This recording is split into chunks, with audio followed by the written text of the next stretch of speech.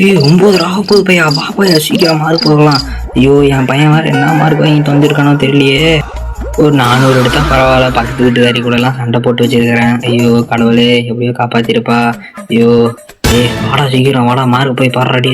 இருமா போய் போடுறேன், இருமா வந்து இப்போதான் ரெஜிஸ்டர் நம்பர் டேட் ஆஃப் பர்த்லாம் கேட்குது. இருமா போய் போடுறேன். என்ன மார்க் வாங்கி கொடுத்துருக்கணும், கையெல்லாம் நடுங்குது. ஐயோ அம்மா எப்படியோ பாஸ் ஆயிட்டமா, எப்படியோ அந்த கடவுள் நம்மளை அப்படியே காப்பாத்திட்டாருமா.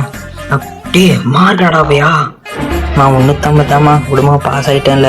ஆடா போக்கத்தவானே 350 தான் எடுத்துருக்கிறியா? நான் வேற பக்கத்து வீட்டுக்காரி கூட இது தெரியாம அவட்ட வேற வம்புழுத்து வச்சு தொலைஞ்சிருக்கிறேன். அந்த பையன் வேற என்ன மார்க் எடுத்து வச்சு தொலைஞ்சிருக்கானோ தெரியலையே. இந்தாமா உனக்கு பக்கத்து வீட்டு ஆண்டி ஃபோன் பண்றாங்க. ஐயோ என்னடா அந்த சிரிக்கும் போது நேரத்துல ஃபோன் பண்றா? சொல்லுங்க. மார்க்கா உங்க பையன் எவ்வளோங்க எடுத்துருக்கிறான்? என் பையனா?